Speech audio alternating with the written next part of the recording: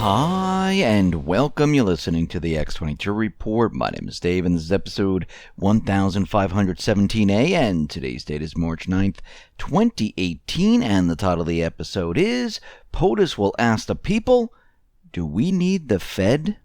Let's get into the economic collapse financial news. Now, as we know, since Trump came into office, nothing has really changed in the economy. Yes, Trump has been doing many different things around the world, trying to bring manufacturing back to the states, implemented tariffs, reciprocal taxes, draining the deep swamp, doing a lot of things, but the underlying economy that was there before has not changed. Remember, the central banking system is still controlling the economy. Of course, they can't control how many stores stay open, how people spend their money, but they can control pretty much everything else, and they do have the control right now. Now, after 7 straight months of growth, wholesale sales tumbled in January. This is the worst drop since 2016. We're also seeing that the housing market is having a problem, and the problem is liquidity. A liquidity crisis in housing is on the way. Now, non-banks are at the center of this storm. Now, the Brookings Institute says a liquidity crisis in the mortgage market is headed our way. I mean, it's coming right at us. Now, non-banks, they originate about half of all the mortgages in 2016, and 75% of mortgages are insured by the FHA or VA. And this is a problem. And when we start to look at what has been going on here, the big banks have basically shifted, and they have allowed the non-banks to originate most of the mortgages. Now, if we go back prior to 2008, it was actually the opposite. And we know that the Fed, they had to buy up all this toxic real estate. This is what they're trying to unwind right now. And this is very difficult to do because you got to find, investors that are going to purchase these. And we see right now that if we look closely at these non-bank companies, we see there are problems, and there's going to be huge problems. Now, there's a lot of stress on Ginnie Mae operations from their non-bank counterparties. And basically what the Brookings Institute came out with was, it says, today's almost 2/3 of Ginnie Mae guaranteed securities are issued by independent mortgage banks, and independent mortgage bankers are using some of the most sophisticated financial engineering that this industry has ever seen. We're also seeing greater dependence on credit lines, securitization involving multiple players, and more frequent trading of servicing rights, and all these things that have created a new and challenging environment for Ginnie Mae. In other words, the risk is a lot higher, and business models of our issuers are a lot more complex. Add in sharply higher annual volumes, and these risks are amplified many times over. Also, we have depended on sheer luck that the economy does not fall into a recession and increase mortgage delinquencies, luck that our independent mortgage bankers remain able to access their line of credit, and luck that nothing critical falls through the cracks. And once this does happen, where we have a credit problem, where we enter a recession, well, guess what? We're going to see that there's going to be a problem in this area. And again, the big banks have been pushing this onto the non-banks and letting them pick up the slack because they've seen what has happened the last time, and they don't want this to happen to themselves once again when this whole thing hits. Now, non-banks are vulnerable to macroeconomic shocks, rising interest rates. What is the Fed doing right now? They're raising the interest rates.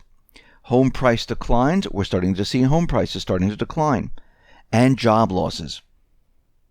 Now, this is happening while debt-to-income ratios are on the rise and median FICO scores are dropping. This is hardly surprising given homes are not affordable. Brookings provides the failure hierarchy, and failure is a given. To keep the latest bubble going, non-banks kept lowering and lowering their credit standards as home prices kept rising and rising. This is a recipe for disaster, and this disaster is right in front of us. We're starting to see credit card delinquencies. Well, they are priced as if they will be paid back. They won't. We know they won't. And as soon as a recession hits, defaults and charge-offs will mount. In turn, this will reduce the amounts banks will be willing to lend. Some private corporations who had been borrowing money quarter after quarter will find they are priced out of the market, unable to roll over their debt. In a fiat credit-based global setup, this is how the real world works. And we're going to see that all of these things where they try to use these certain strategies to offload the load of mortgages and place this over here. This is almost like the subprime securities where they said, oh, let's create these securities. We'll just take all the mortgages, throw them in there. We'll say they're AAA. Pensions will purchase them. They'll sound really great and everything will be fantastic. And we find out that no, this is not true. We're also seeing the same thing happen. Now, the Fed is out there and a Fed governor came out, and this is Kansas City Fed President Esther George, said, listen, the unwind is too slow right now. This is why we're seeing what we're seeing in the market. What we need to do is we need to speed this up and then start raising the rates rapidly. Well, this tells me that what they're doing is not having the effect that they really wanted. And this is a trial balloon that they're throwing out there to see if everyone says, yeah, let's do this. Because what they really want to do is they want to unwind their balance sheet very, very quickly, raise the interest rates. Now, she's talking about raising the interest rates about 6 times, about 25 basis point each time. And they want to bring the federal funds rate back up over 3%. And you know what's going to happen if they do this. If you go back prior to 2008, they did the same thing. They started to raise the rates very, very quickly. Now, of course, they didn't start at around 0%. They started up a little bit higher. But here we are at 0%, and they want to bring this, or very close to 0%, and they want to bring this up, and they want to do it very, very quickly. And they want to unwind very quickly, which tells me that they're very nervous and afraid that they're not going to have the narrative for this whole thing coming crashing down. And it looks like this is what they're trying to do. We know that Trump went ahead and got rid of the TPP, but it looks like 11 countries, they have signed the Trans-Pacific Trade Deal. And this is Australia, this is Canada, Chile, Japan, Malaysia, Mexico, New Zealand, Peru, Singapore, and Vietnam. And once again, we know why the United States, Trump, decided to drop the TPP, because this did not benefit the people. And remember, most of these countries are still controlled by the deep state, by the central bank. And they're doing what they were supposed to do. Sign this agreement where they have a court system which is above their government, which allows them to make the laws. This is part of the one world government, because the governments are no longer in control then. Now, what's very interesting, I've been talking about how Trump has Andrew Jackson hanging in his office, where Andrew Jackson got rid of the central banking system. And one of QAnon's posts talked about how to cut the wires, how to defuse a bomb. And we needed the knowledge of which wires or strings to cut. Cutting the wires and the puppet master strings is the real mission of Trump. Yes, he's going to drain the swamp, but you need to go to the source. And we've been talking about that. And the real mission is getting rid of the central bank. The central bankers, the global internationalists, the New World Order crowd, including the Council on Foreign Relations. These are the wires and strings we need to cut. President Trump, he's going to ask the people if we really need the Federal Reserve. Should we pull out of the United Nations and the International Monetary Fund? Would we ever tolerate international law imposed on us by The Hague? Basically, what he's going to do is he's going to drop the Fed.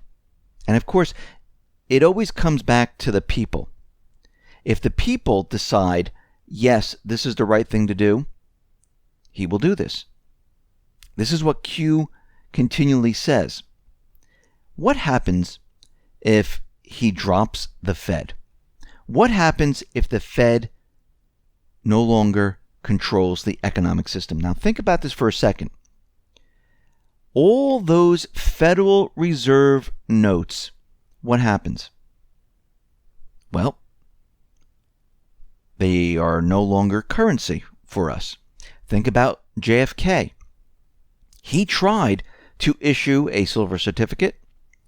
It was issued by the Treasury, put it out into circulation. The central bankers, deep state, got rid of them. And all that currency was completely wiped off the face of the earth. And the central banking system kept on going. Once we get rid of the Federal Reserve note, and I do believe this is why we have the $100 bill, because it is split in half. On one side, it says the Federal Reserve note. On the other side, it has to do with gold, and it's a U.S. Treasury note. Two different things. The reason I do believe that this was put out there just like that is because eventually, and I think this is coming sooner than everyone thinks, the question will be asked. And I think everything right now that we're seeing is accelerating right now. And we'll be discussing a lot more of this in the next report. But what we're seeing right now is going to be a move to cut the strings, the wires. And we talked about this before because this is the funding. This is how the deep state, the central bank, they all operate. If you remove this, guess what happens to their power? It disappears.